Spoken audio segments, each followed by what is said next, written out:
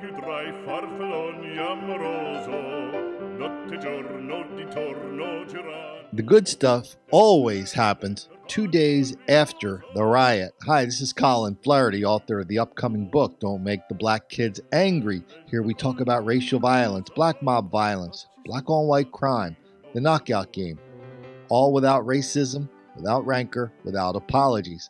So a couple days ago, a lot of you guys saw the video or heard about the video down in Osceola, Florida, near Orlando. 800 to 1,000 black people were storming a movie theater. They were destroying property, defying police, getting in fights, got kicked out of the movie theater. They went in the parking lot, created some violence, mayhem. Stop me if you've heard this before.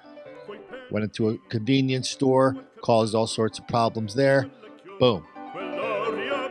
This is not that much different than the 15 to 20 other episodes I've documented in the last 2 months.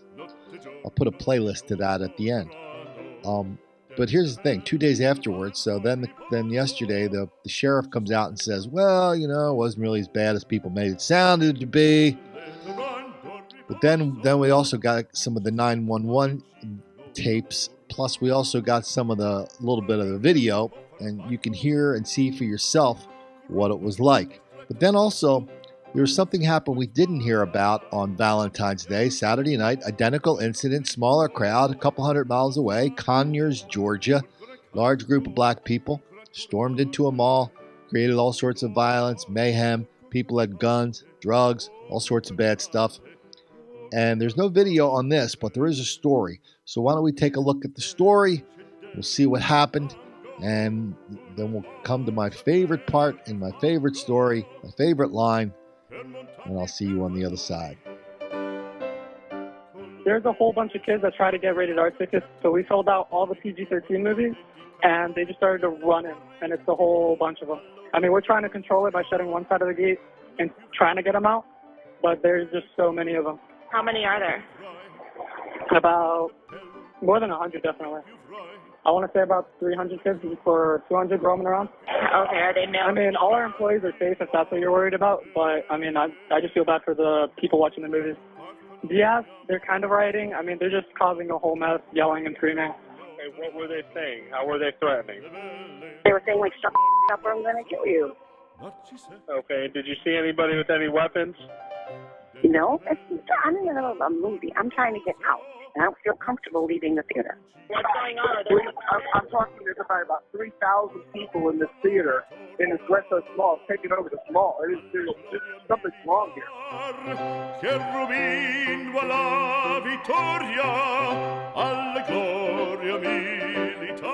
Okay, here's the Valentine's Day movie theater riot we did not hear about. We heard a lot about the one in Orange County, Florida, near Orlando.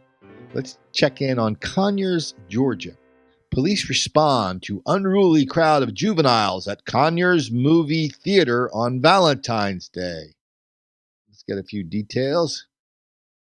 The night at the movies got out of hand Valentine's Day when police had to remove more than 100 unruly juveniles from the theater and arrested a 15-year-old who allegedly had drugs and bullets from a gun. According to the police report, deputies escorted approximately 150 juveniles out of the movie theater for unruly behavior. Let me get the police spokesman. Ward. No, he's not. He's an officer. Officer Daniel Ward. He reported that as he arrived, he saw a large group gathered as one of the deputies attempted to place a juvenile in handcuffs. Ward went over to assist the deputy and tried to disperse the crowd. Most of the crowd was cooperative, but one subject became irate, yelling curse words and attempted to shove me out of the way to get back over to the deputy, said Ward, one of the other deputies. The officer said the 15-year-old The officer said he told the 15-year-old to leave the area, and his friends attempted to calm him down. About that time, the boy began walking toward Corporal Hardwick, a woman, in an aggressive manner, and the incident report said, and then spit on the windshield of her patrol car. The juvenile reportedly ignored Hardwick when she ordered him to stop walking and return to her car, so she tried physically to stop him by placing her hands on his shoulders. By this time, Ward had arrived to help, and a struggle broke out. The male held his arms close to his body, refusing to allow the officers to place handcuffs on him, and pushed Hardwick against her patrol car as he was resisting, the report states. Throughout the struggle, a large crowd began to gather, many becoming irate and hostile toward the officers, shouting and cursing, while others were recording the incident with their cell phones. Eventually, the officers placed the juvenile in handcuffs and began to search him, where they found a 9mm magazine with 3 bullets, some marijuana, and various sundry things. Okay, here's where it gets good. Another cop called the boy's guardian, but she said she was unable to drive because she recently had surgery. The juvenile was taken to his residence, and a juvenile complaint was completed. Wow. And here's another one of my favorite parts of these stories. It's been happening around here a long time part. The retail area around the Carmicki Cinemas has been the site of several infractions by juveniles. According to the police, movie theater management will usher juveniles out of the theater when they no longer have business being there. Anyone who does not have a movie ticket by 9 p.m. is not permitted to stay at the theater. Here's the good part. Often, the teens have nowhere else to go but wander in the parking lot or other retail locations. Okay, full stop right there. At that point in time, in that place, in the universe, somehow the universe is forcing 150 black people to go to the movie theater, to hang out in the parking lot, to threaten shoppers, to get in fights with police, to carry weapons, to create all sorts of mayhem, all sorts of violence, and that's because there are absolutely no other options but to do that. Really? I probably need to get out more, but is this now the default response of black people to the presence of police violence? They call it resisting arrest, but the story I just read showed that the story I just read showed that the kid attacked 2 officers, and for his troubles, he was given a free ride home and slapped on the wrist with a stern warning not to do it again. Okay? Wow.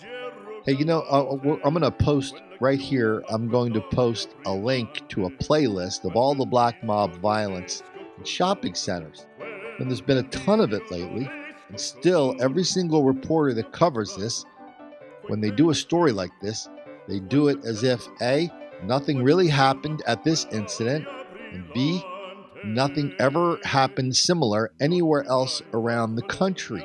These malls, they're just, every single one of these malls where this happens, it's kind of like they're all, they're dead men walking after that. People just don't go there. So I'll post the links to the playlist where all my shopping center videos are. And if you get around to it, head over to my website, whitegirlbleedalot.com. And there you can sign up for my newsletter. The way to sign up for the newsletter is you get a free copy of my book, The Knockout Game, The Knockout Game a Lie. Oh, hell no. It has all these links to knockout game videos. It also has a link to a video. Containing a lot of knockout game videos. So I actually sell these things on Amazon. But for viewers of this channel, just go get one for free. This is Colin Flaherty, White Girl Bleed a Lot. Guess I'll see you down at the mall. Solioni al concerto di tromboni, di bombardie di cannoni, che le porre tutti i tuoni all'orecchio fan fischiar. non più avrai quei pennacchini, non più avrai quel cappello, non più avrai quella chioma, non più avrai quell'aria brillante, non più avrai farfalloni amoroso, notte e giorno d'intorno girato, delle belle turbando al riposo, Narcisetto ad un giro d'amor, delle belle turbando al riposo, Narcisetto ad un giro d'amor. Cherubino alla vittoria, alla gloria militar, cherubino alla vittoria, alla gloria militar, alla gloria militar, alla gloria militar.